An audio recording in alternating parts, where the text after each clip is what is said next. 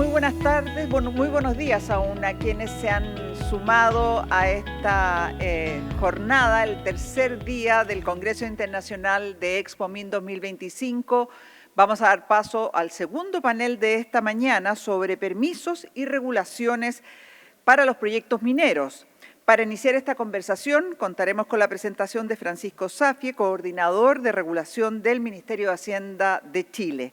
Francisco es abogado, magíster en tributación de la Universidad de Chile, doctor en Derecho de la Universidad de Edimburgo, con estudios de postdoctorado como Global Hauser Fellow en la Universidad de Nueva York. Fue embajador de Chile ante la OCDE, profesor asociado de Teoría del Derecho y Derecho Tributario en la Universidad Adolfo Ibáñez, así como asesor tributario en diversas firmas privadas de privilegio, de mucho prestigio. Dejo con ustedes al señor Francisco Safie y pido que lo recibamos con un aplauso.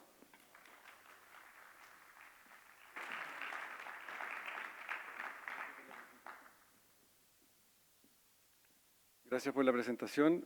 Muy buenas tardes y muchas gracias por la invitación a participar en ExpoMin.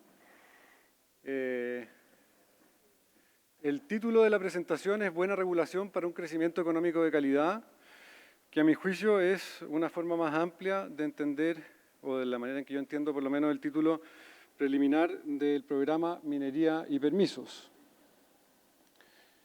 Creo que yo no tengo acá cómo moverlo, ¿o sí? Acá está. Gracias. Y esto me imagino que va aquí, ¿no?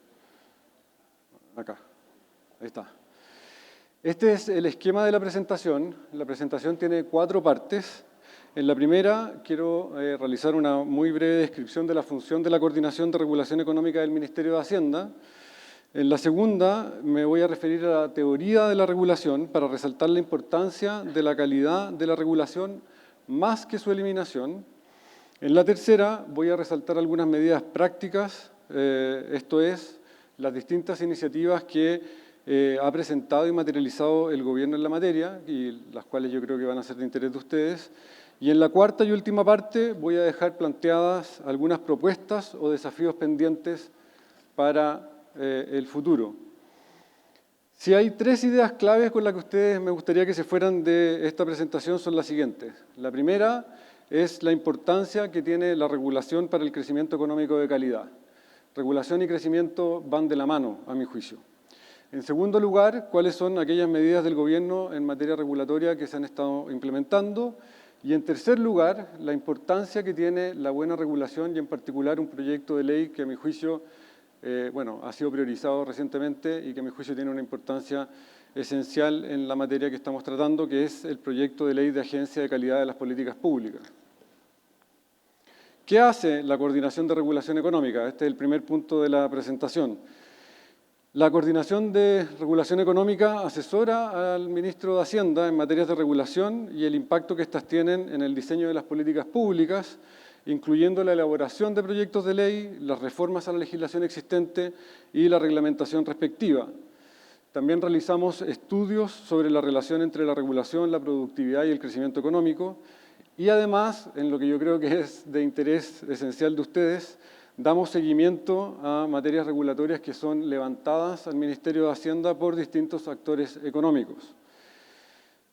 La Coordinación de Regulación Económica se creó hace 8 meses, cuando me pidieron volver de la embajada en la OECD, para encarnar, darle la importancia que el gobierno le ha manifestado a las medidas que fomentan el crecimiento económico a nivel legislativo y administrativo.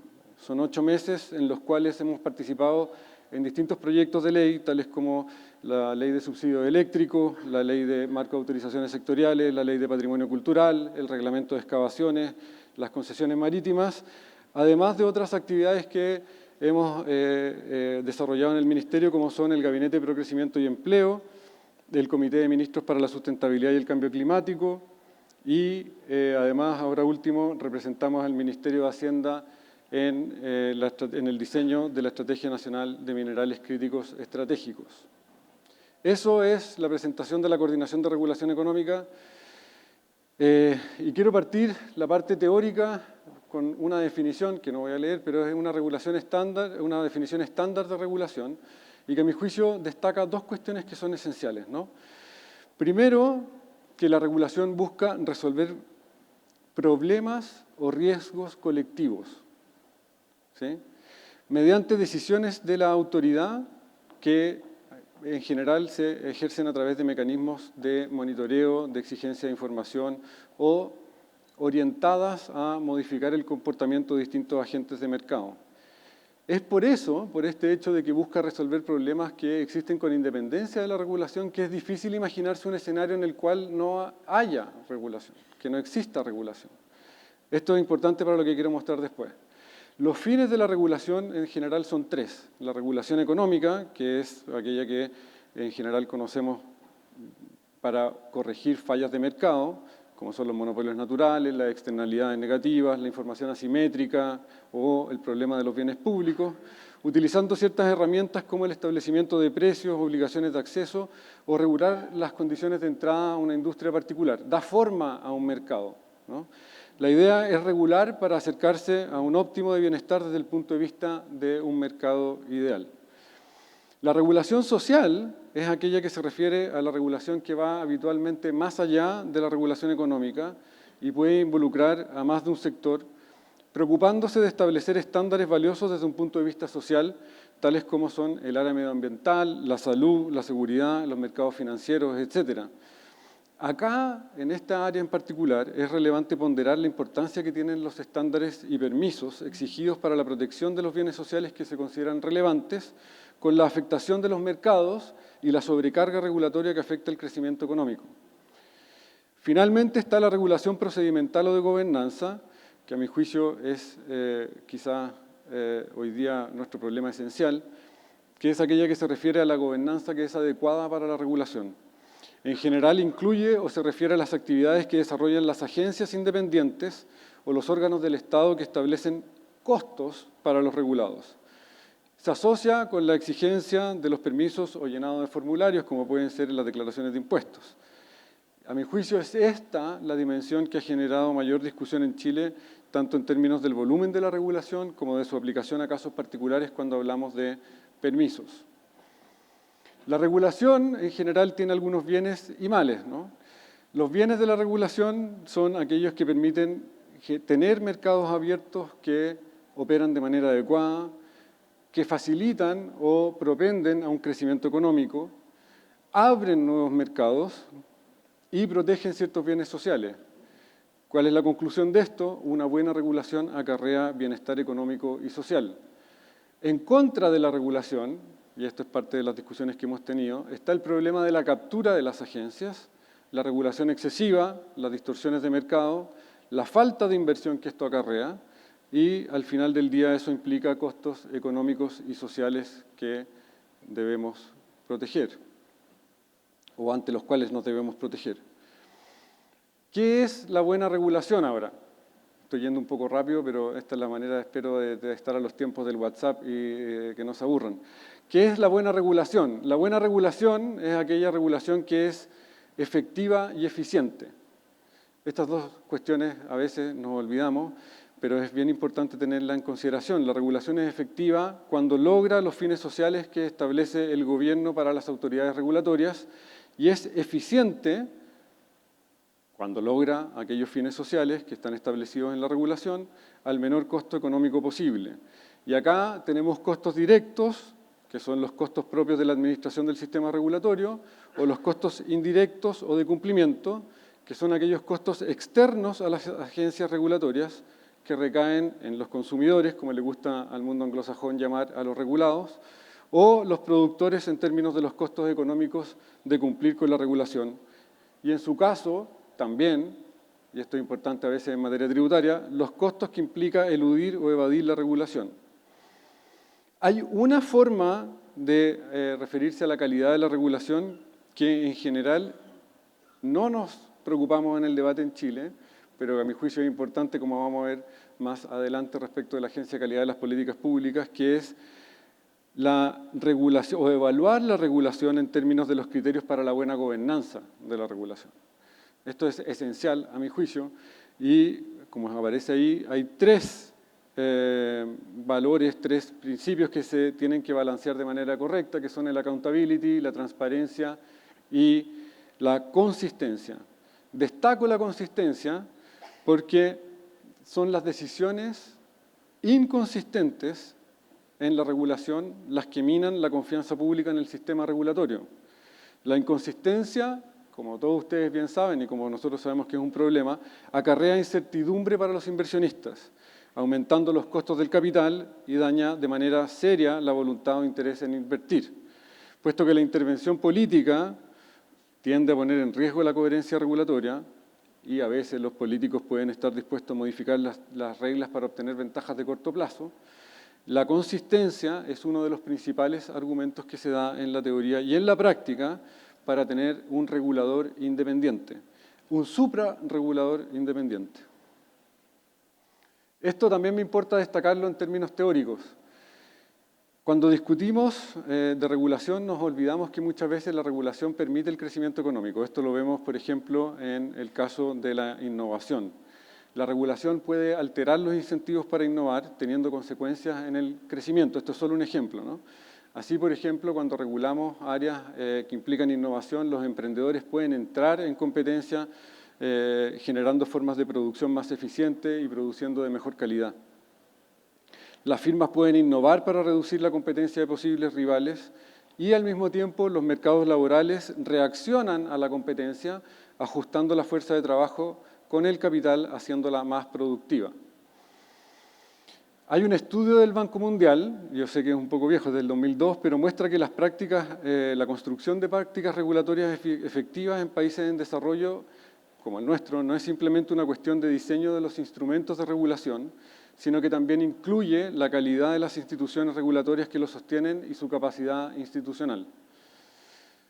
Esto es absolutamente necesario porque muchas de las instituciones en que se apoyan los mercados son de carácter público y la efectividad de esas instituciones es un determinante importante de cuán bien funcionan los mercados.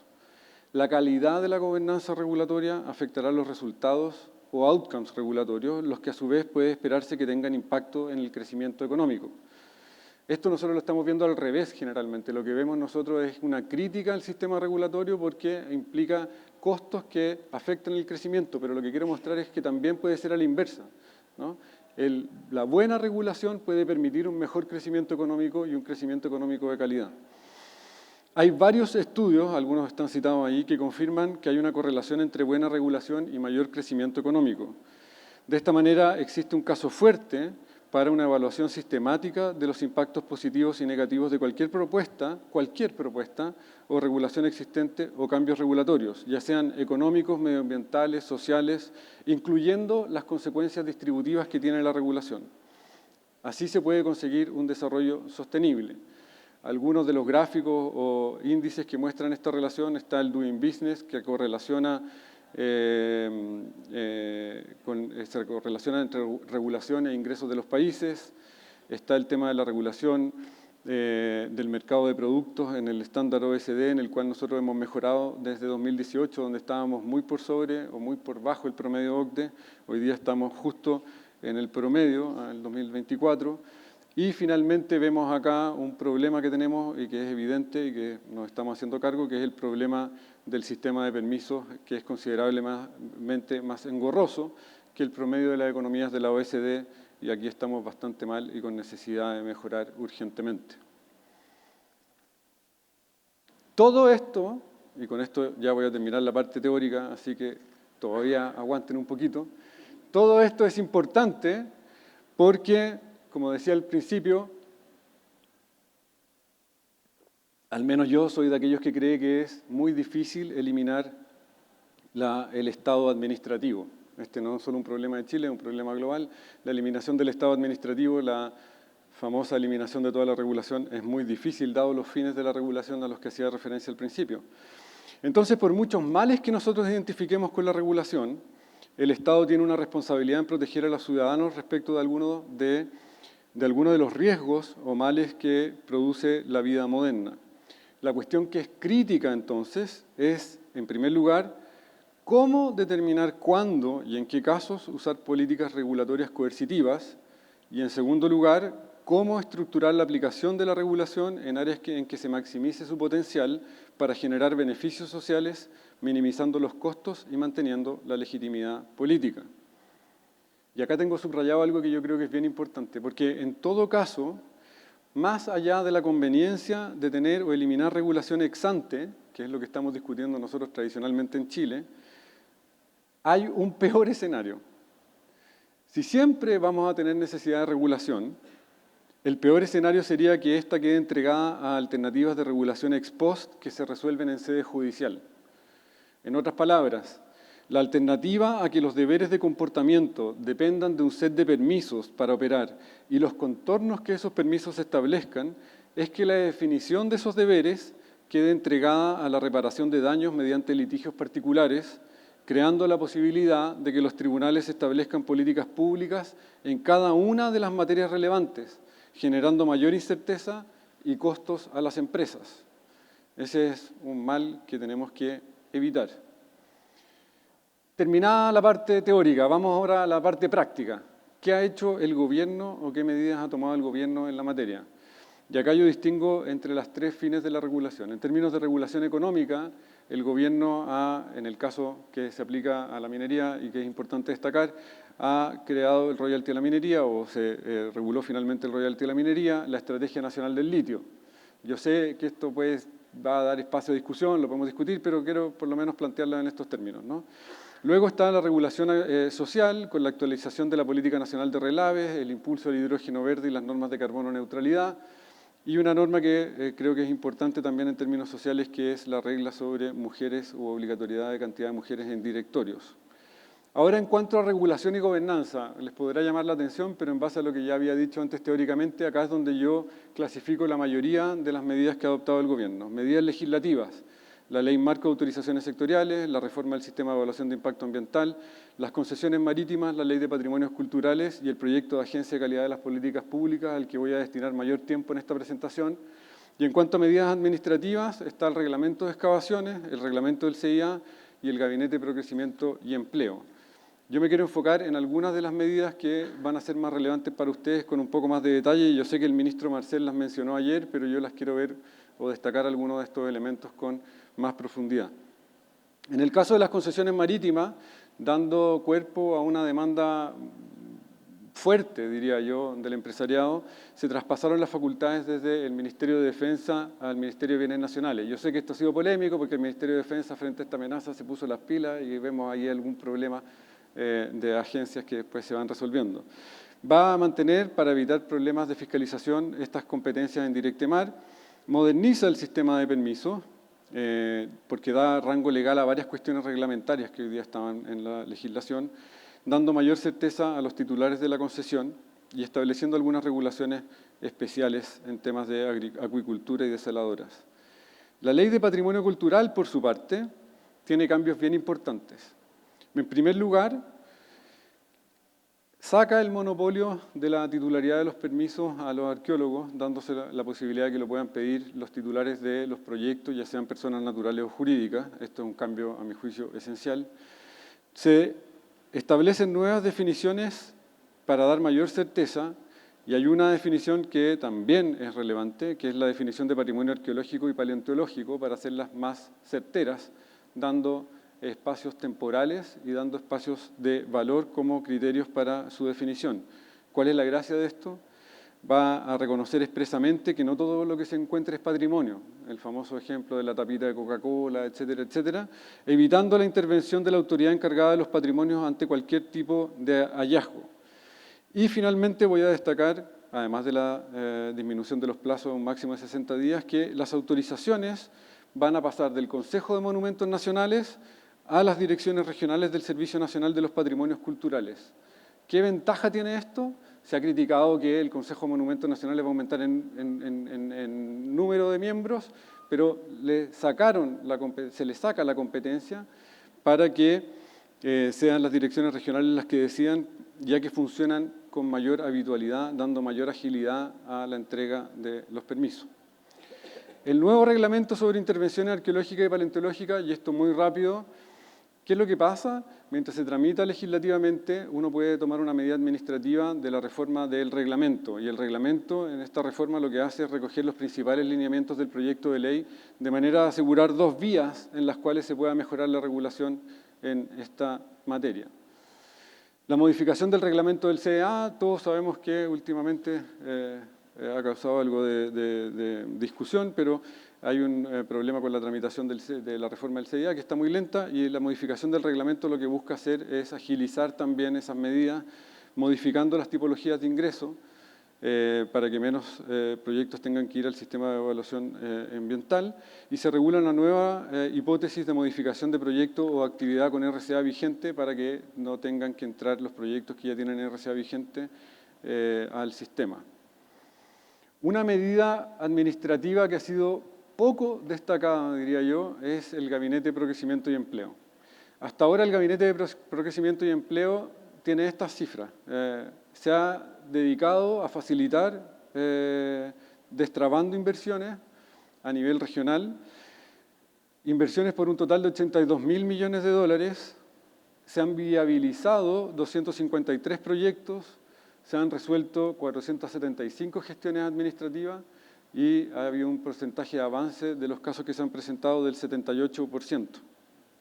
Ahora bien, desde que la Coordinación de Regulación Económica llegó al Ministerio de Hacienda, el Gabinete de Procrecimiento y Empleo hemos decidido que también tenga una dimensión prospectiva, no solo retrospectiva o no solo resolver problemas, sino que plantearse a futuro, al menos de aquí al término del gobierno, algunas metas, hitos y plazos en estas 5 áreas en las cuales nosotros estimamos que Chile tiene ventajas comparativas a nivel global. Esas ventajas comparativas a nivel global nos van a permitir crecer, nos van a permitir tener mejor desempeño económico en lo que dice relación con la minería limpia y sostenible, la minería del litio, las energías renovables, la industria del hidrógeno verde y la economía digital. Y acá abajo están las metas, si ustedes las quieren ver, están ahí. Pero la idea es que se coordine el trabajo prospectivamente, identificando problemas administrativos para resolverlos. ¿Vamos bien? Vimos teoría, vimos algunas medidas administrativas y algunas legislativas. Creo que eso muestra que el gobierno se está tomando en serio el problema de la regulación. Y ahora me quiero concentrar en el proyecto de Agencia de Calidad de las Políticas Públicas con los minutos que me quedan, porque como decía al comienzo de la presentación, la calidad de la regulación es clave para el crecimiento económico. No solo se trata de diseñar los instrumentos adecuados, sino que también mejorar la calidad y la capacidad institucional. Esta gobernanza tiene consecuencias importantes en los resultados regulatorios. Los resultados de varios estudios, como les decía antes, nos ratifican la importancia de la regulación y el crecimiento, y en este sentido, el proyecto de ley de la Agencia de Calidad de las Políticas Públicas busca resolver este tema. ¿Cómo lo hace? Hasta hoy día nosotros sabemos que tenemos un buen sistema de evaluación de programas que ha sido reconocido internacionalmente. Ahí hay una cita de la OECD en un estudio reciente. Pero también sabemos que hay algunos ámbitos que no están sistemáticamente abordados, como son, por ejemplo, la metodología de evaluación de impacto regulatorio, y además sabemos que requerimos aumentar la escala de la revisión ex post de los programas sociales. ¿Qué es lo que se pretende hacer con la creación de la agencia? Aumentar la cobertura, mejorar la metodología, permitiendo que en un periodo de gobierno se evalúe la totalidad de la oferta programática entre los 700 programas sociales y no sociales que existen, además de la evaluación de las políticas y su impacto regulatorio. De esta manera, aun cuando Chile tiene sistemas de evaluación de políticas públicas y de coordinación regulatoria sobre la media cuando nos comparamos con países latinoamericanos, el Estado necesita mejorar en esta dimensión. Esta nueva institucionalidad lo que busca asegurar son estas 3 cosas que están acá, ¿no? La independencia de la evaluación respecto de quien diseña e implementa políticas o emite regulaciones. O sea, una agencia que emite una regulación va a tener que estar sujeta a la revisión de la agencia de calidad. La generación, uso y flujo de la información para la toma de decisiones, asegurando un mejoramiento progresivo de la gestión y la calidad de las políticas públicas. una cobertura adecuada de las evaluaciones, como decía antes, para que cubra el total de los 700 programas que hoy día tenemos. Esta también es una medida que surge del pacto fiscal, donde se busca mejorar la eficiencia en la gestión del sector público, aumentando la transparencia, la eficacia y la calidad de servicio y la probidad. En este sentido, el proyecto de ley crea un servicio público descentralizado, técnico, con personalidad jurídica y patrimonio propio. Y su objetivo principal va a ser evaluar, promover y velar por la eficacia, eficiencia y coordinación de las políticas, normas y programas de la Administración del Estado, promoviendo instrumentos y buenas prácticas regulatorias para mejorar la productividad.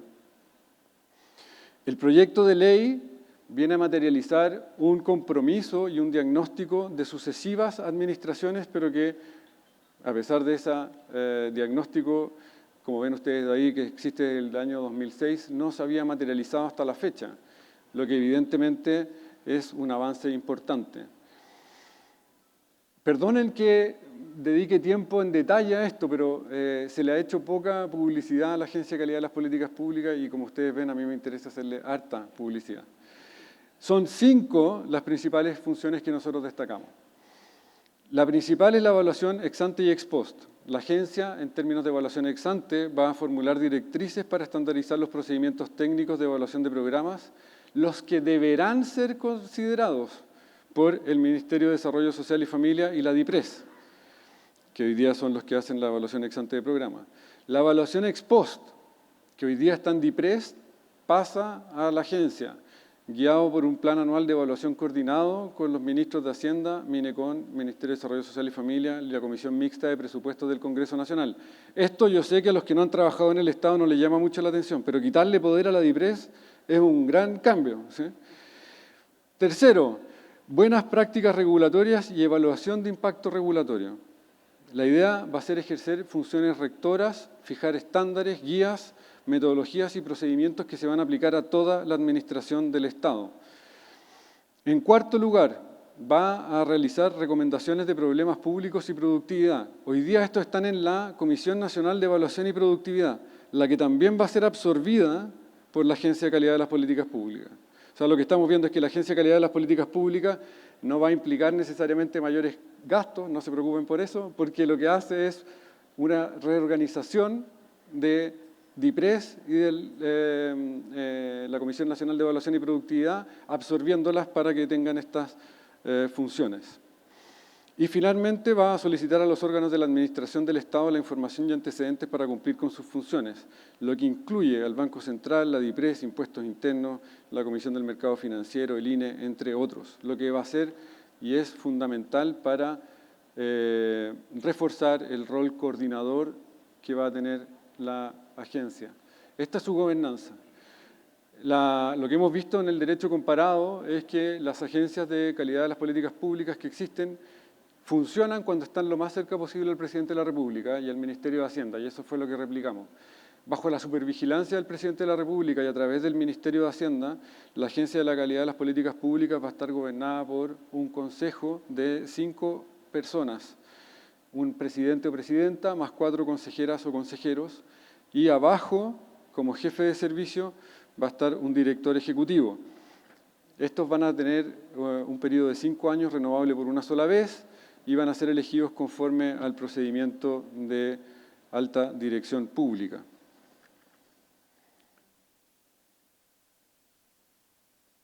¿Cuáles son los beneficios que esperamos de esta nueva institucionalidad? En primer lugar, como les decía, la agencia va a reunir funciones que hoy día están dispersas en distintos organismos, va a reducir la fragmentación de la evaluación de las políticas públicas, esperamos mejorar sustancialmente la coordinación en el diseño, formulación, implementación y evaluación de regulación sectorial y de programas, y al estar relacionada con el Ministerio de Hacienda y la DIPRES, las decisiones que emanen de la agencia estarán coordinadas con el ciclo presupuestario.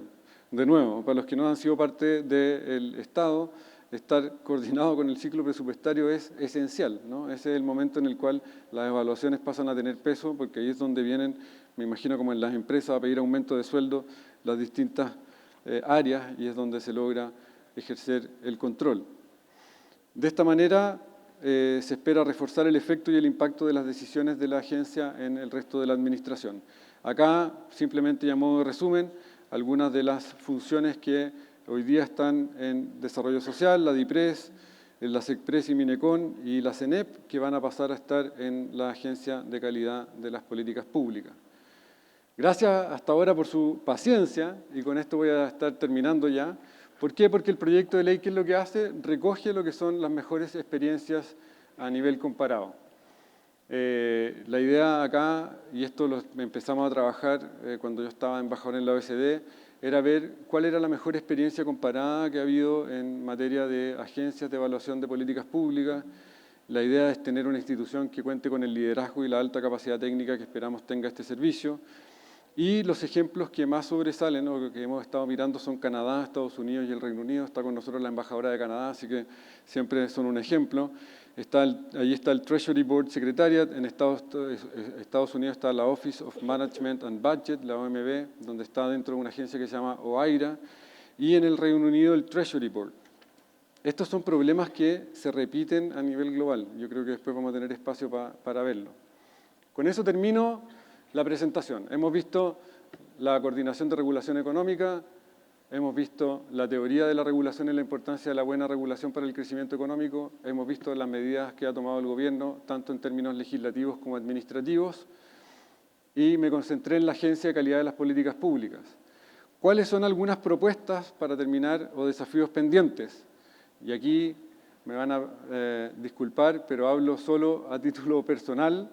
Así que sé que algunas de estas cosas, algunas las adelantó el ministro Marcel en su presentación, pero vamos a jugarnos con algunas opiniones. Primero, yo creo que hay espacio para mejorar en términos tales que los permisos sean gestionados y entregados por el Estado en proyectos clave. ¿Qué es lo que quiero o que me gustaría implementar con esto? Que el Estado en ciertos proyectos claves sea quien entregue un paquete de permisos ya aprobados. Yo sé que esto tiene ciertas limitaciones, hay definiciones técnicas, todo eso evidentemente es conversable, pero si el Estado es bueno en algo, debería ser bueno en eliminar la burocracia para el privado, de manera tal de que en esos proyectos claves se entreguen los permisos ya tramitados y los privados vengan a hacer aquello que son buenos en hacer, que es hacer la inversión y empezar a operar el proyecto en vez de estar gastando dinero y recursos en la obtención de los permisos. Esto evidentemente tiene ciertas restricciones, pero uno lo podría empezar a estudiar y a comentar. En segundo lugar, y una tarea que debería tener la Agencia de Calidad de las Políticas Públicas urgente, es la evaluación de la regulación para hacer una racionalización entre medidas ex ante y ex post. ¿Qué quiero decir con esto? Hoy día nosotros tenemos una serie de discusiones que están tratando de resolver, por decirlo así, el pequeño problema que identificamos que termina siendo un gran problema en términos de productividad, eso no cabe duda, pero estamos viendo el árbol y no el bosque, como dice esa metáfora, ¿no? ¿Y qué es lo que debería hacer la agencia? Mirar el todo y tratar de racionalizar cuando tenemos regulación ex ante, vale decir cuando tenemos regulación, reglas y agencias versus regulación ex post que se da cuando hay litigación, estándares y tribunales. En algunos casos tenemos la combinación de ambas. Por ejemplo, en la RCA. ¿Sí? Y lo que deberíamos tratar de ahí es ver cómo racionalizamos esa interacción para no dejar los proyectos abiertos eternamente a una posible judicialización. Esto no es fácil. ¿Y por qué tiene que ser tarea de la agencia? Porque tiene que ver el plano completo. Él tiene que ser capaz de ver la cartografía completa de la regulación para evitar que quedemos con peor regulación o desprotegidos en algunos casos que son relevantes. Esto no es simplemente que ocurra en Chile, esto pasa en el derecho comparado. En Estados Unidos las agencias son criticadas por el hecho de que aplican reglas. Si ustedes se fijan, pasa lo inverso acá. Es como que estamos siempre en un péndulo, ¿no? Entre excesiva discreción y aplicación formalista de las reglas. En Estados Unidos lo que más se discute es que las agencias aplican formalmente las reglas y deberían tener un poquito más de discreción. Nosotros estamos discutiéndolo al revés. Hay que buscar un punto medio, ¿no? Y en minería me soplaron por ahí que uno podría tratar de proponer reformas integrales al sistema de permisos sectoriales mineros, tratar de analizarlo en particular, ver cuál es una regulación ideal para la trazabilidad y certificación del cobre verde, que yo creo que eso es esencial, y los incentivos regulatorios para una economía circular minera.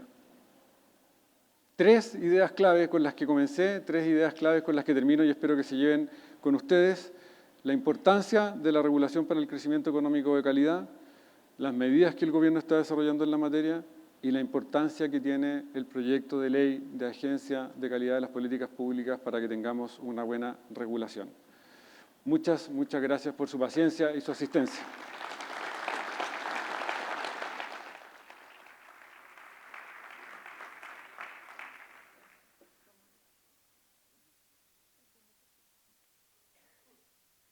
Muchísimas gracias a Francisco Zafie por esta presentación. Le he pedido que permanezca en el escenario y tome asiento porque va a formar parte de la discusión del panel que será moderado por José Tomás Santamaría, director del Diario Financiero y de F+, desde abril del año 2023. José Tomás es periodista de la Universidad de los Andes y Executive MBA de la Universidad del Desarrollo. Ha trabajado en medios como La Segunda, La Tercera, Pulso y El Mercurio, e integra el directorio de la Asociación Nacional de la Prensa y un honor para él fue reconocido con el Premio Comunicador Inspira del año 2024 por la red MAD, la Red de Mujeres de Alta Dirección Pública. Recibimos a José Tomás con un aplauso.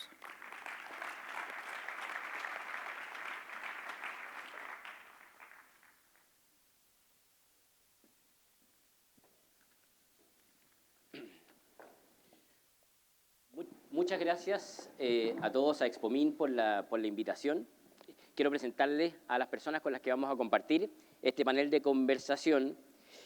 Además de Francisco Zafie, que nos va a acompañar, va a estar Valentina Durán, directora ejecutiva del Servicio de Evaluación Ambiental, a quien les pido un aplauso. Mario Quiñones, VP de Desarrollo y Sustentabilidad de Collahuasi. Por favor, Mario, acompáñanos. Nicole Porchile, de Anagea, por favor.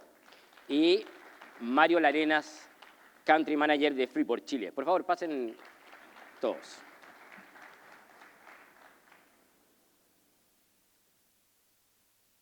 ¿Me siento yo acá mejor? Donde quieran.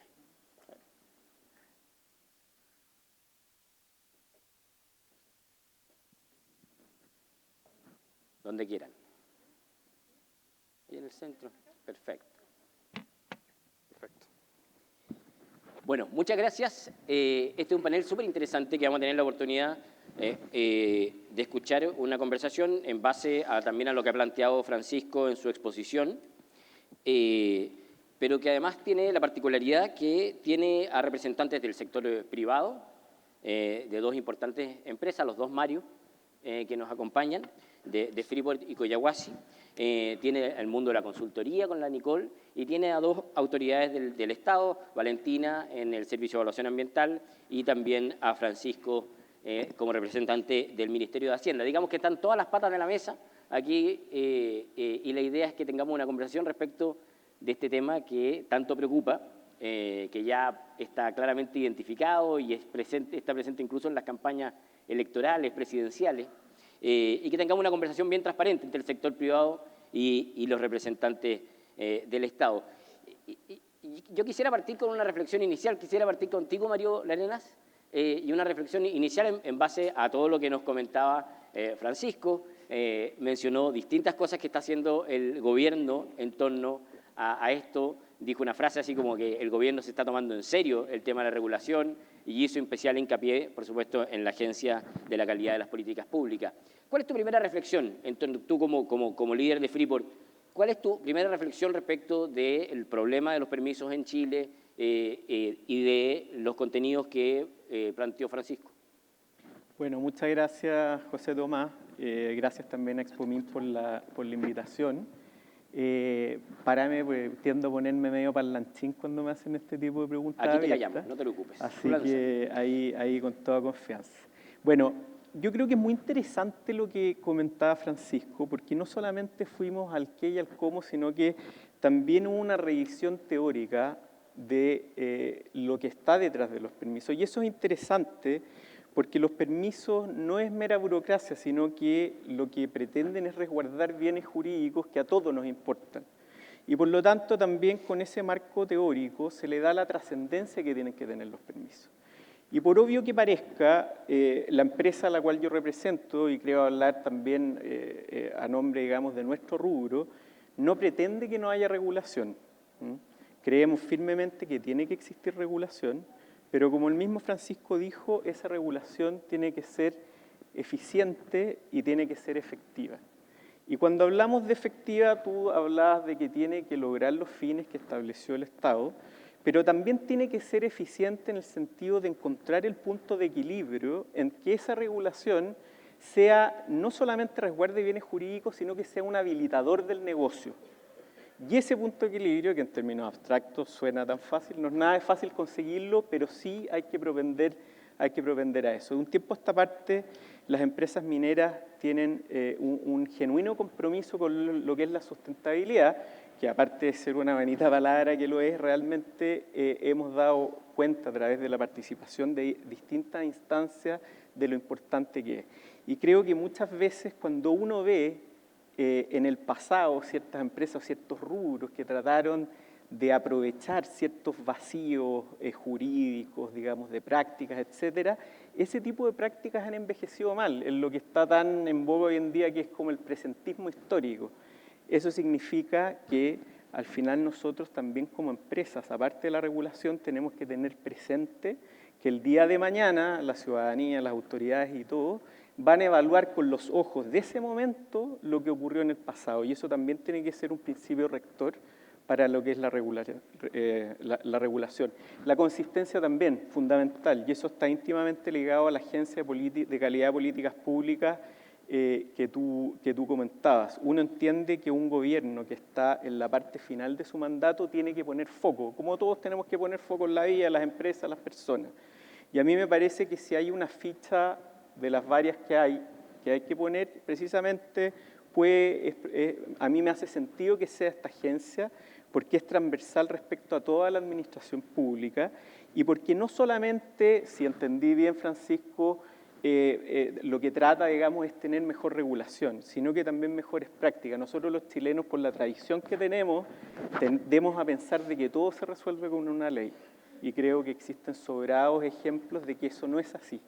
Y por lo tanto una agencia que trascienda y esté desacoplada del ciclo político, creo que sería muy interesante verla materializada, y también hay que darle cierto espacio y tiempo para que pueda hacerlo.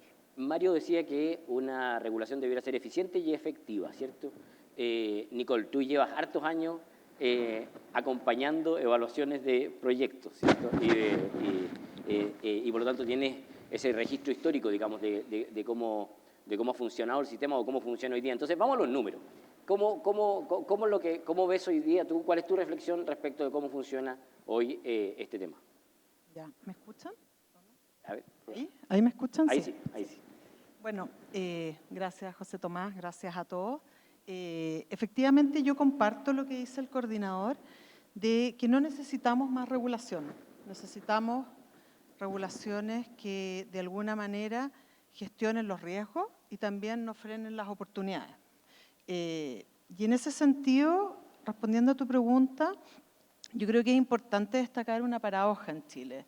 Hoy día probablemente todos los que están acá presentes conocen bien cuál es la relevancia del sector minero, que genera anualmente 40.000 millones de dólares, que si sumamos el encadenamiento es el 20% del PIB, 1 millón de empleos, y con la reforma del royalty, 1.350 millones de dólares anuales.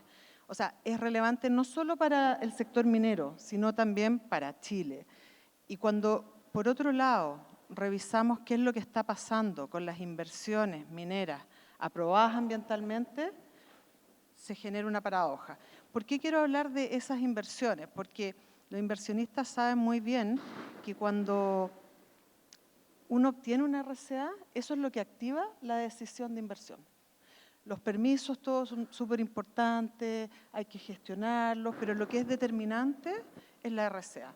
Y cuando vemos esas cifras que hace 15 años se aprobaban 6.500 millones de dólares al año, hace 5 bajaron a 3.700 millones de dólares y en el 2023 2.200 millones, es preocupante. Y bueno, y por lo tanto eso es lo que nos convoca, porque el resultado es que se atrasan los proyectos o se ralentiza el sistema o ya no hay tanto interés por las inversiones y se van a otros países.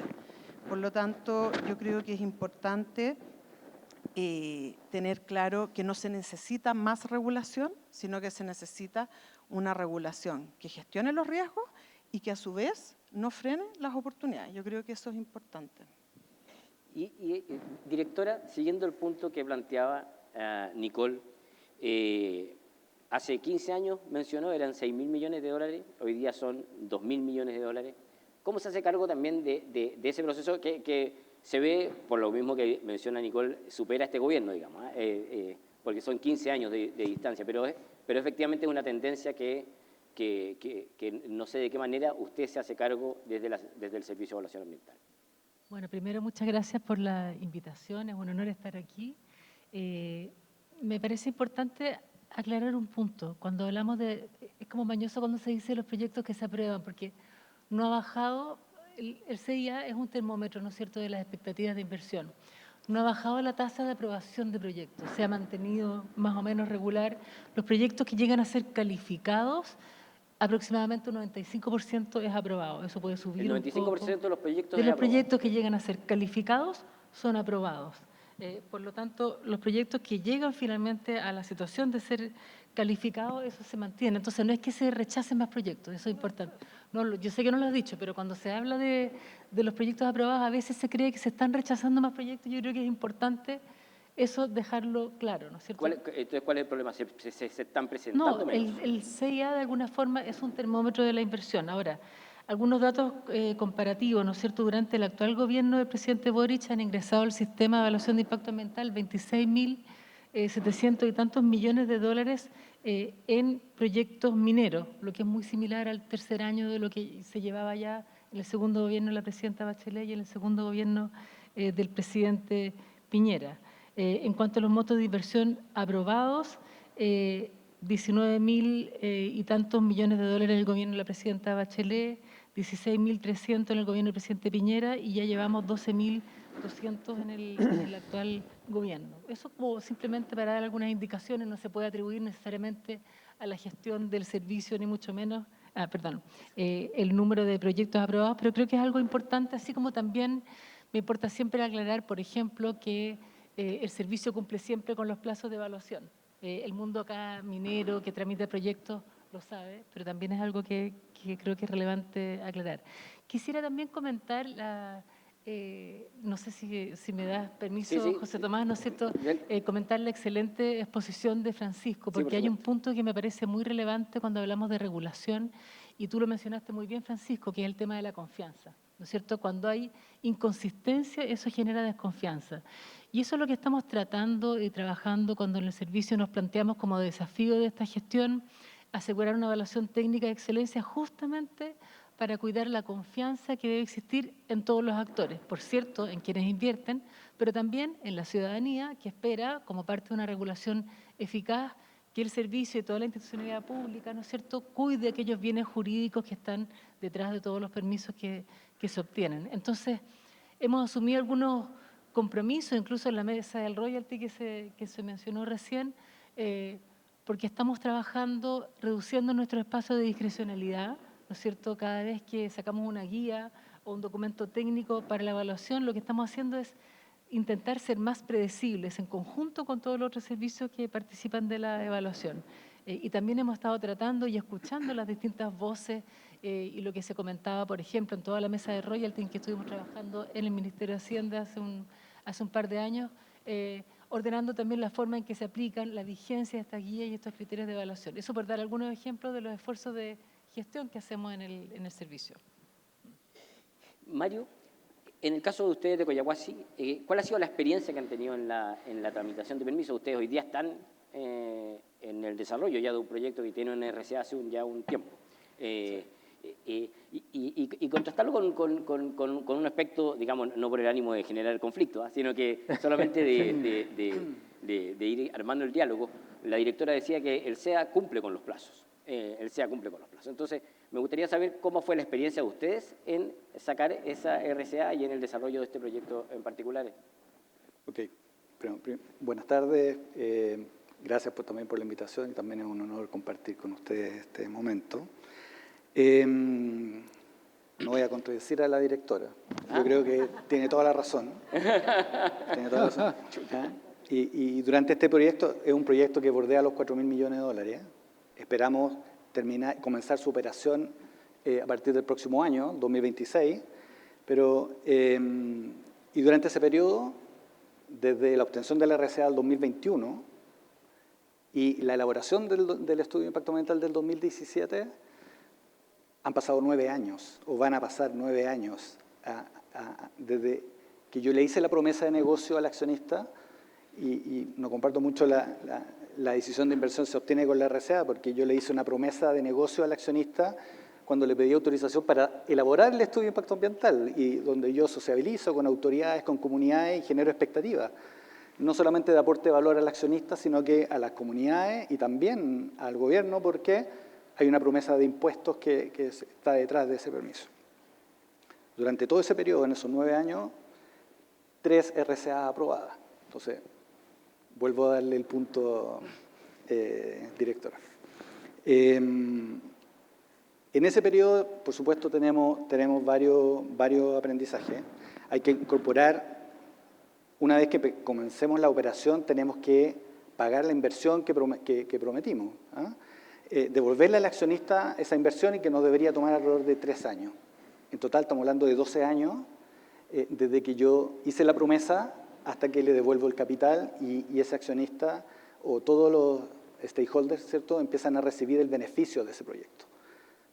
12 años equivalen a 3 periodos de gobierno o a 3 periodos presidenciales, ¿ya? Y por lo tanto esto no es un tema de un gobierno en particular, sino que es un tema de Estado donde nuestros accionistas, en este caso, tienen la oportunidad de invertir en distintas partes del mundo, y cuando deciden invertir en Sudamérica queremos que inviertan en Chile y que además inviertan en Collahuasi.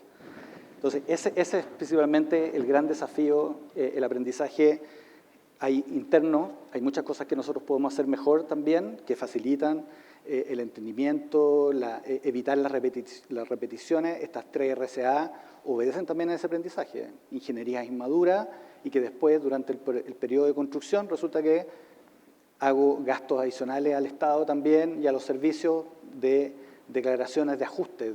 Eso no debería ocurrir porque es ineficiencia también para el Estado y un costo adicional también para nosotros en la inversión. Todavía no hemos alcanzado ese máximo potencial de negocio que tiene Collahuasi. Esperamos ingresar un próximo proyecto de evaluación ambiental en los próximos años, y por lo tanto vemos también con beneplácito lo que acaba de presentar Francisco.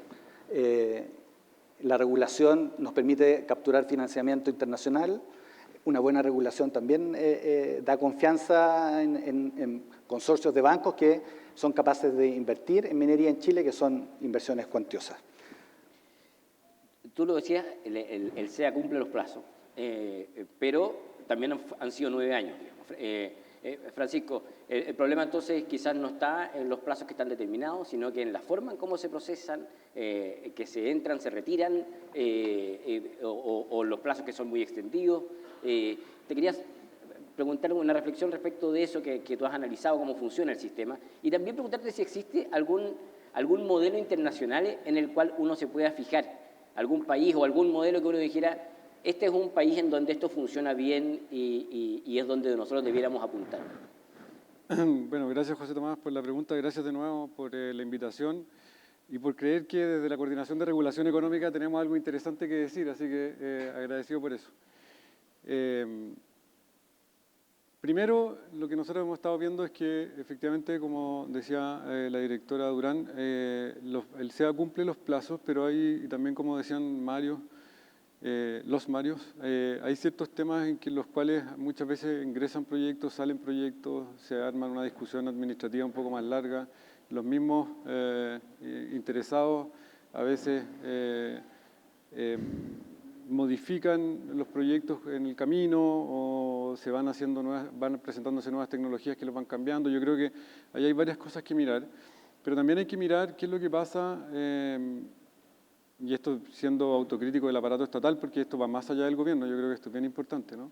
Siendo autocrítico respecto del aparato estatal, lo que ocurre muchas veces es que las agencias hacen preguntas o empiezan a solicitar información que quizás a veces es excesiva. Yo creo que eso también uno lo debería tratar de mirar, ver cuál es la cultura institucional, cómo mejorar la cultura institucional. Este es un problema que se ha presentado, por ejemplo, se presentó en Estados Unidos respecto de la agencia equivalente al CEA, cuál era la cultura administrativa que había en ese momento y qué es lo que hacía o impedía que esto avanzara. Entonces, yo creo que la agencia también, en este afán de mejorar la metodología, va a ser capaz de exigir a distintos organismos del Estado cómo van mejorando su propia autocomprensión y evaluación en el desempeño. Ahora bien, en cuanto a plazos, etcétera, yo creo que fijarse exclusivamente en los plazos es una condición necesaria, pero no suficiente. ¿Sí? O sea, una cosa es que los plazos se disminuyan, otra es cómo materializamos esa disminución de los plazos en esta cultura organizacional a la que se da referencia previamente. Y finalmente, respecto del derecho comparado, esta cuestión es un problema a nivel global. ¿Sí? Por lo menos en mi experiencia en la OECD, yo creo que era el único embajador que iba a los working groups, a los working parties, y iba especialmente, porque el ministro Marcel me pidió que fuera, iba a los de impuestos, pero además iba a los de el Regulatory Policy Committee. Y ahí estábamos en reuniones con las personas que están a cargo de estas agencias en Estados Unidos, en Inglaterra, en Canadá, los países que a mi juicio son los más ejemplares. Y ellos nos contaban que tenían más o menos los mismos problemas. Al final del día, lo que algunos países hacen, y que a mí me gustaría tratar de establecer también, es fijar proyectos prioritarios. La Ley Marco de Autorizaciones Sectoriales tiene algo de eso. Estamos viendo la posibilidad de establecer nuevas medidas que vayan en esa dirección respecto de evaluaciones ambientales. Y esos proyectos priorizados, por ejemplo, en Estados Unidos estaba la Ley FAST de infraestructura, ¿no? Y eso lo que hizo fue juntar a varios ministerios y agencias para resolver rápido el problema de infraestructura que tenía Estados Unidos, que obviamente era parte también de la política industrial del presidente Biden, pero que lo que buscaba era acelerar los permisos necesarios para disminuir los plazos en los cuales se concretaban las inversiones en infraestructura. Poder hacer ese tipo de cosas, más ductibilidad administrativa para administrar en el fine tuning lo que está pasando con la economía en un momento, creo que es una cuestión bien importante que deberíamos tener. Interesante. Mario, tú que además lideras una empresa que también está presente en varias partes del mundo, quisiera saber si compartes que esto es un problema global que ocurre también en muchos países del mundo, aparte de lo que vivimos y se comenta en Chile. Y también preguntarte, porque así como Collahuasi está con un proyecto ahora en construcción, ustedes el año pasado anunciaron la ampliación del Abra, un proyecto de 7.500 millones de dólares, que probablemente va a necesitar una tramitación ambiental importante. ¿Cuál es tu expectativa respecto a la tramitación ambiental que debiera venir ahí? ¿Y cuáles son los plazos que estás viendo? Sí, gracias José Tomás por la pregunta. Bueno, primero que nada, ofrezco como paciente experimental del proyecto prioritario, así que eso sería una buena noticia. No, efectivamente, estamos muy contentos porque el año pasado, y eso se ha venido reiterando, nosotros anunciamos que nuestro interés de ingresar un estudio de impacto ambiental para la expansión del Abra. Para quienes no conocen, el Abra es la más antigua, o probablemente más antigua, alianza pública-privada, porque nosotros lo operamos con un 51%, pero el 49% restante pertenece a Codelco. Ha sido una relación muy virtuosa y que ha envejecido bien, de hecho, porque en el último tiempo se ha venido profundizando en eso y los accionistas estamos ambos muy comprometidos en este proyecto. Este es un proyecto significativo, como tú dijiste, de 7.500 millones de dólares, un proyecto de alta complejidad porque considera varios aspectos, desde una desaladora que tiene una obra lineal de alrededor de 150 kilómetros hasta donde estaría la planta concentradora y el depósito relave. Y lógicamente eso significa un esfuerzo de toda índole, incluyendo el tema de los permisos de gran envergadura. Y lógicamente uno siente cierta inquietud cuando ve ciertos datos de la Comisión Nacional de Productividad que tú mencionaste, que sería reemplazada con la agencia, en que decían de que el asta de un proyecto minero de alta complejidad como este, entendido como tal uno que necesita una EIA también, podía durar hasta 13 años. Y hago hincapié en el asta, porque era demasiado lineal y no necesariamente va a ser eso. Y quien piensa que el cuello de botella principal es la evaluación ambiental, no es así, porque esto cubre desde el periodo de aseguramiento territorial, pasando por la preparación del estudio de impacto ambiental, el estudio de impacto ambiental y después los permisos sectoriales. Y de hecho el gran problema en cuanto a tiempo eran los permisos sectoriales, en alrededor de 77 meses. Y ahí dándole un toque de optimismo a eso, hace algunos años pensar que el tema de los permisos iba a ser parte de la agenda, iba a estar tan presente como está hoy día, y este auditorio, digamos, es una muestra de eso, justo antes del almuerzo con bastante gente, y esperamos que se mantenga así.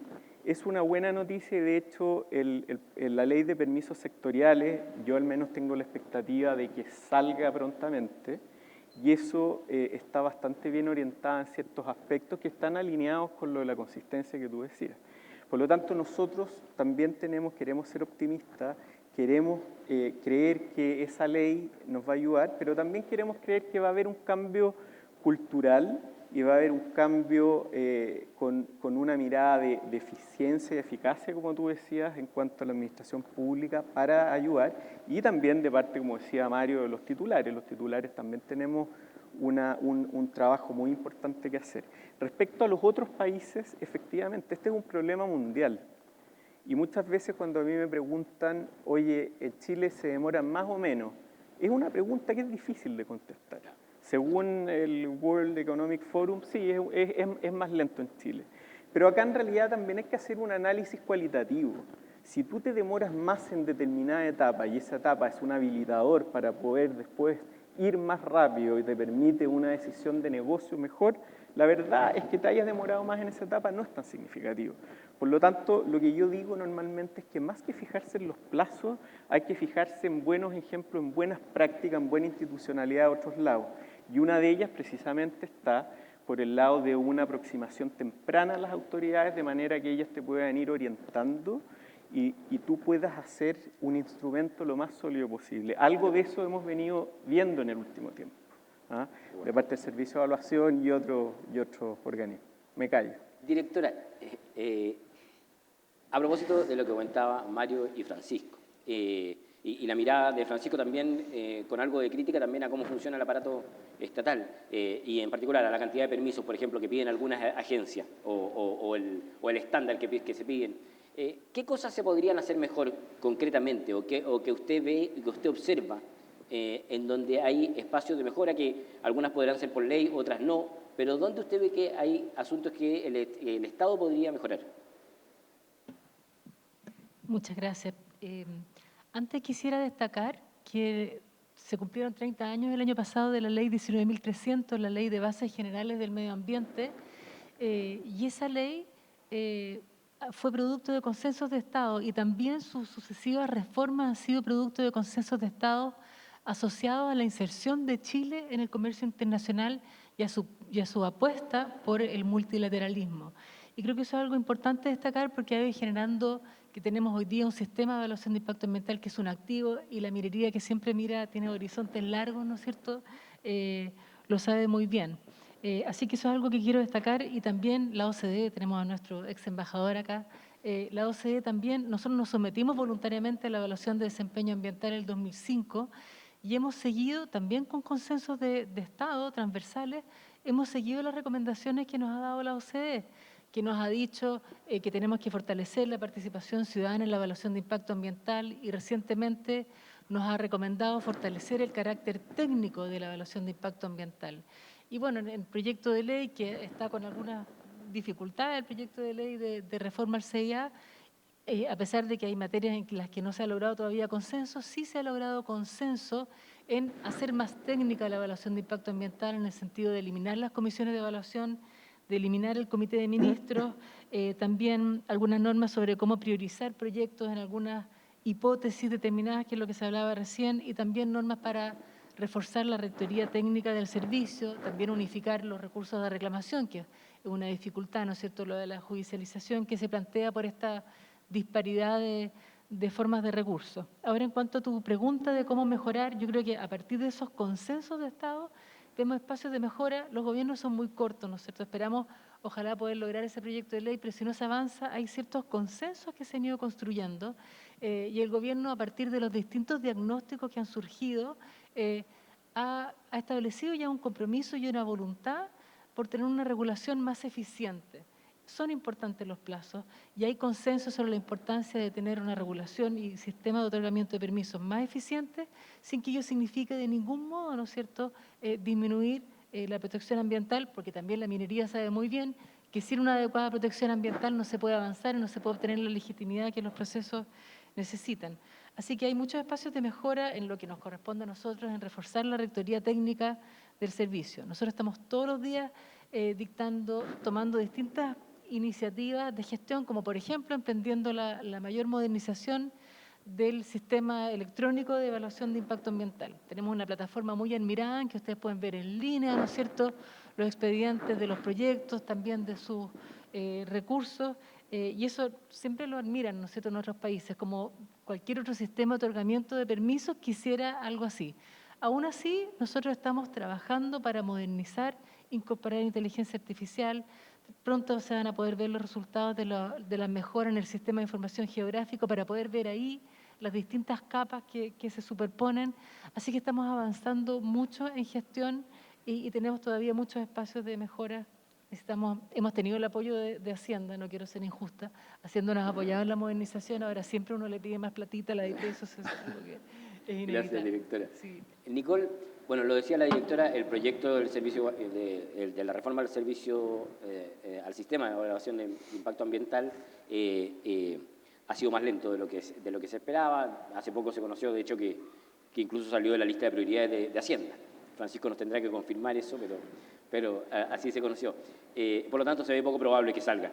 Más probable se ve que salga el de permisos sectoriales, pero sin ese proyecto, ¿qué cosas ves tú de las que ya se han hecho que van por el camino correcto y qué cosas concretas se podrían avanzar que quizás no requieran de proyecto de ley donde se pueda hacer administrativamente más fácil?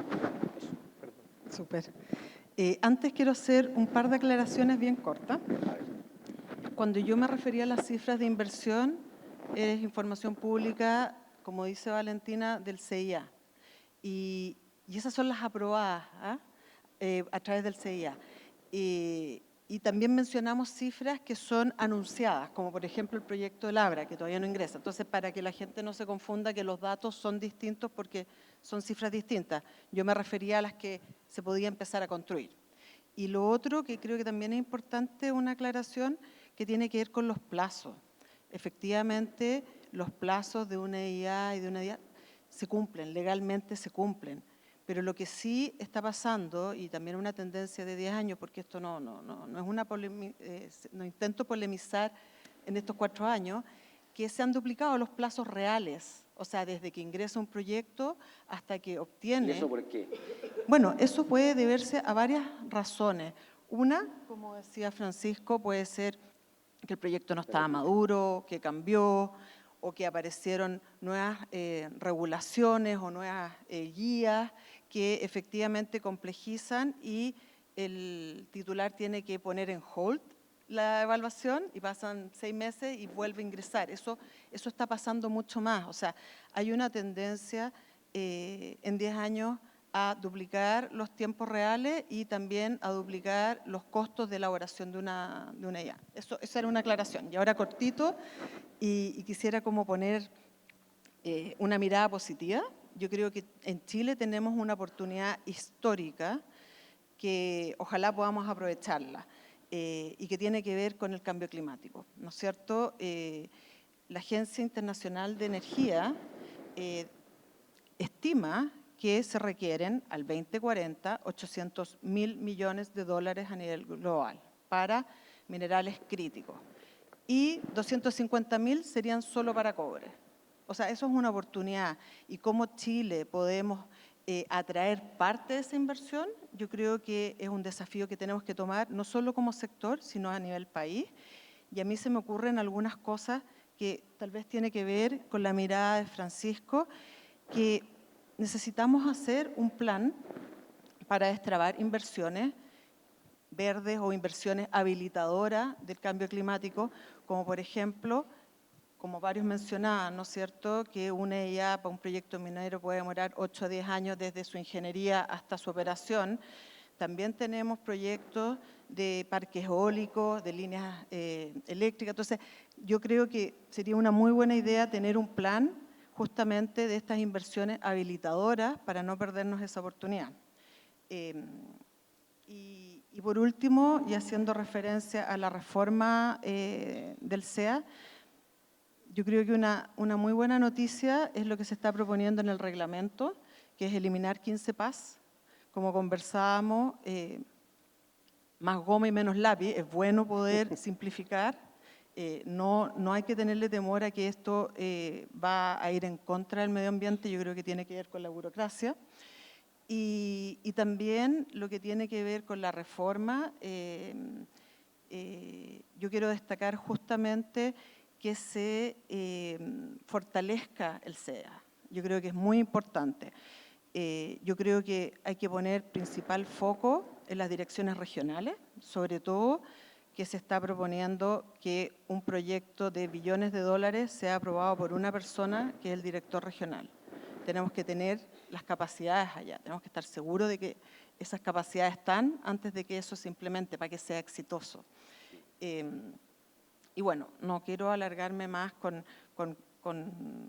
preguntas que creo que podríamos pasarnos todo el fin de semana. Así que, perdona, y solo para cerrar, yo creo que es súper importante que tratemos de no poner como una oposición la inversión con la regulación. Yo creo que podemos generar reglas que protejan y también reglas que habiliten. Eso. Mario Quiñones, te hago la misma pregunta. ¿Qué mejoras tú que conoces bien cómo avanzan los proyectos en el sistema? ¿Qué mejoras concretas tú puedes ver que se podrían hacer en la gestión, tanto público como privada? Sí. O sea, también desde la perspectiva de las empresas. Por supuesto. Mira, algo que nos ocurrió durante este periodo de elaboración y tramitación es que nos tocó enfrentar la pandemia. El año 2020 nos topamos con la pandemia justo que estábamos iniciando el proceso de consulta indígena. Entonces, a propósito de tecnología, tanto el SEA como las comunidades indígenas y Collahuasi tuvieron la flexibilidad para no perder el fondo que tiene la consulta, pero para incorporar tecnología y avanzar en un proceso que era súper complejo. Nosotros estamos en la región de Tarapacá y Tarapacá estuvo permanentemente en cuarentena. Entonces, el uso de la tecnología, todavía tenemos muchas oportunidades que nos van a mejorar no solamente acortar los plazos, sino que también durante el proceso de cumplimiento de los compromisos establecidos en las distintas RCA, también hay tecnología que nosotros podemos usar que nos permiten ser competitivos desde los costos también. Entonces, para tener en cuenta. La directora mencionó, necesitamos platita de Hacienda, y ese es un desafío que nosotros también hemos percibido. Como les digo, van ya 9 años desde que comenzamos este proyecto y vemos menores evaluadores o rotación de evaluadores. Y por lo tanto, en una región, como dice Nicole, donde 2 proyectos mayores de gran inversión, hay uno en evaluación ambiental y hay otro que está construyendo, le voy a quitar ahora el punto a la directora, para poder cumplir con los plazos del SEA, ese evaluador tiene que postergar la evaluación del permiso sectorial. Y eso, por supuesto, ralentiza el proyecto de construcción y encarece la inversión del proyecto de construcción. Entonces, ahí también yo apoyo a la directora, el SEA necesita más recursos, necesita más evaluadores, sobre todo con el desafío que nos pone Nicole de que van a haber muchos proyectos, grandes inversiones de manera simultánea en distintas regiones de la macrozona norte. Desde la perspectiva de la empresa, del titular usando un concepto cierto de permiso, ya lo mencioné anteriormente, yo creo que tenemos que ingresar con permisos, con ingenierías más maduras. Eso va a evitar ser repetitivo en modificaciones de proyectos de inversión, pero además tenemos que mejorar la calidad y la pertinencia de la información que entregamos. Muchas veces en estas rondas de preguntas y respuestas entregamos más información de la que se pide y por lo tanto también, obviamente, abre la posibilidad de volver a hacer más preguntas y volver a ralentizar el proceso de obtención de la RCA final. Entonces, ambos tenemos que mejorar. Mario Lerena, te quería preguntar si compartías esta visión de tu tocayo en torno a la autocrítica respecto de las empresas y cuáles son los aspectos que tú ves que se podrían mejorar en concretos sin pasar por un proyecto de ley. Sí, yo estoy en los sustantivos, estoy de acuerdo. Yo creo que lo más relevante acá es profundizar en el acercamiento temprano con las autoridades. Eso es una muy buena instancia, todo obviamente a través de plataforma lobby, etcétera, porque permite obtener orientaciones de parte de la autoridad, permite también a uno responder satisfactoriamente. A pesar de que esa es una instancia que no es vinculante, creo que puede servir mucho como un habilitador para que efectivamente se logre. Ahora, también, lógicamente, nosotros, como decía Mario, tenemos que entregar buenos instrumentos y también el Servicio de Evaluación Ambiental, que cumple los plazos, como efectivamente lo dice la directora. Es importante también que sea muy riguroso con los filtros respecto a los numerosos comentarios y observaciones que provienen de terceras partes, respecto a los cuales muchas veces es muy difícil hacerlo. Y lo otro también, que lo tocaste tú, Francisco, la consistencia. Hay varios instrumentos que se han venido utilizando para asegurar de que los órganos del Estado tengan criterios uniformes en las distintas regiones. Uno de ellos son las guías metodológicas, que teóricamente no son vinculantes para las partes, pero sí es una buena directriz, y el año pasado también se estableció que aplicaban solamente para los que no estaban ya siendo evaluados. Ahora habría que avanzar probablemente estableciendo un periodo de vacancia, porque cuando tú tienes prácticamente listo un estudio de impacto ambiental, una declaración de impacto ambiental, y muy encima sale una guía, eso puede ralentizar mucho el proceso y puede generar un problema con las líneas bases, etc. Así que evitar duplicidades, que siempre yo creo que está en el ánimo de todos poder lograrlo. Francisco, en una respuesta anterior, Mario comentaba que más allá de los plazos, lo importante más bien es que los permisos sean consistentes, sean sólidos y que te permitan avanzar en tus proyectos. Y muchas veces lo que ocurre en Chile es que una vez ya con tu RCA eso se judicializa, o algo lo comentabas tú, de hecho, en tu presentación también. ¿Hay casos también, hay situaciones comparadas que ustedes hayan visto en otros países que se pueda avanzar para justamente mejorar ese aspecto? Que una vez que se consiga la RCA, con esa RCA ya esté firme el desarrollo del proyecto. Sí, mira, primero quería decir una cosa respecto de la prioridad del proyecto del CIA, que efectivamente que haya salido de los proyectos prioritarios, o sea, que es efectivo que salió de la lista de proyectos prioritarios, por lo menos nuestro, pero eso no significa un abandono de la agenda. Lo que hay que hacer es buscar otras formas para que la agenda se materialice. Esa es la discusión hoy día, ¿no? Para que estemos todos claros de que esto no significa que de aquí a lo que queda no vamos a tratar de seguir haciendo esfuerzos por mejorar la regulación que se aplica en materia medioambiental. Esa es la primera que quería clarificar. Pero no va a ser avanzando en el proyecto de ley, digamos. O sea, puede ser, si el proyecto de ley se viabiliza y avanza, estupendo, pero si no, no podemos quedarnos congelados esperando que el Congreso trate de resolver ese conflicto, ¿no? Entonces hay que tomar o medidas administrativas o medidas de corto tiempo con proyectos distintos. Capaz que una agenda corta también sea importante hacerlo. O sea, yo creo que quiero que quede claro que la no priorización o la despriorización no significa alejar el compromiso que tiene el gobierno con la agenda. Eso a mí me parece que es esencial, ¿sí? Esa es la primera cuestión.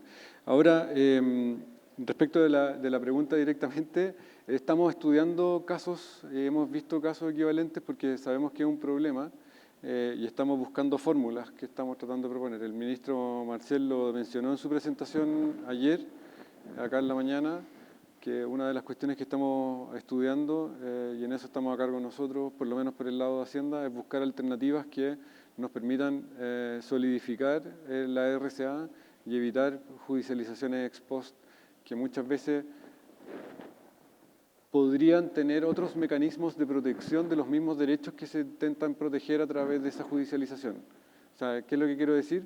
Mecanismos que logren equilibrar ambos intereses sin descuidar necesariamente la protección del medio ambiente, y yo creo que eso es clave y es parte de las tareas difíciles que tenemos. O sea, lo que estábamos hablando acá antes, todos queremos cumplir con las reglas en términos sustantivos, pero todos también queremos que sean más eficientes y solidifiquen las inversiones.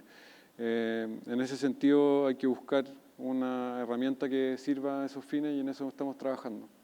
Bueno, se nos acabó el tiempo, pero directora, quería terminar con un mensaje suyo. Yo le preguntaba recién respecto de qué podría hacer el Estado o el servicio mejor y me gustaría saber qué podrían hacer las empresas privadas mejor respecto de lo que usted ve cuando se presentan los proyectos. Bueno, nuestra experiencia nos muestra que los proyectos que ingresan sólidos, bien robustos, con las mejores consultorías y que se acercan tempranamente no solo a las autoridades, que también es importante y están siempre disponibles nuestros directores regionales, pero que se acercan tempranamente a las comunidades con las que se van a relacionar y con las que se van a impactar, tienden a fluir de mejor manera en la evaluación de impacto ambiental. No tenemos todavía suficiente data como para demostrarlo, pero sí sabemos y hemos observado que adecuados procesos de participación ciudadana temprana ayudan. Y para eso sacamos, de hecho, una guía con recomendaciones, digamos, de cómo abordar estos procesos. Porque evidentemente hay materias sobre las cuales se puede llegar a acuerdo y que pueden ser parte de las negociaciones que luego se informan en la evaluación de impacto ambiental, y habrá otras que no tienen que ver con medidas de compensación, digamos, ambiental, pero que necesariamente tienen que darse. Y ese diálogo y esa transparencia vemos que es muy valorada. También afecta a la credibilidad de los proyectos que se están evaluando cuando han habido incumplimientos importantes, ¿no es cierto? O situaciones de daño ambiental, eso también afecta. Así que si me dice qué es lo que podemos recomendar, digamos, a la empresa, estamos disponibles siempre para poder dar un apoyo técnico y recibirlos como servicio y hacer la instrucción. Somos el servicio que más lobby prácticamente recibe, pero sí no escatimar, digamos, esfuerzos en presentar proyectos robustos, sólidos, bien construidos y con la mayor información posible desde su ingreso. Porque sabemos que a veces una estrategia es ingresar con la mitad de la información para ir completándola y no creemos que eso sea una buena idea, es lo que observamos. Déjame agregar una cosa, José Tomás, a raíz de las mesas del royalty, y gracias por valorarlo, ¿no es cierto? Efectivamente, modificamos el instructivo de aplicación y vigencia de las guías y de criterios para establecer que rigen a partir de la publicación de su extracto en el diario oficial, solamente para los proyectos que ingresan después, pero también como medida de gestión, hace ya desde finales del año pasado, hemos establecido un periodo de vacancia, entre comillas, en el sentido de que publicamos en nuestra página web y damos a conocer y difundimos una guía o un criterio y anunciamos cuándo, en qué semana, de qué mes va a entrar en vigencia y se va a publicar en el diario oficial, justamente para dar un tiempo para poder asimilar esa guía o ese criterio, pero también permitiendo que esas guías o criterios puedan ser utilizados voluntariamente de manera previa, porque creemos que estamos en muchos casos dando soluciones y dando respuestas a problemas o dolores que los mismos titulares de proyectos nos manifiestan. Así que se pueden usar antes, pero también no vamos a exigir su cumplimiento hasta que no esté publicado en el diario oficial y estamos dando un tiempo para que puedan ser conocidos. Muchas gracias. Se nos acabó el tiempo. Quiero agradecerle a cada uno de ustedes por esta interesante conversación y pedirle un gran aplauso a nuestros 5 panelistas. Muchas gracias.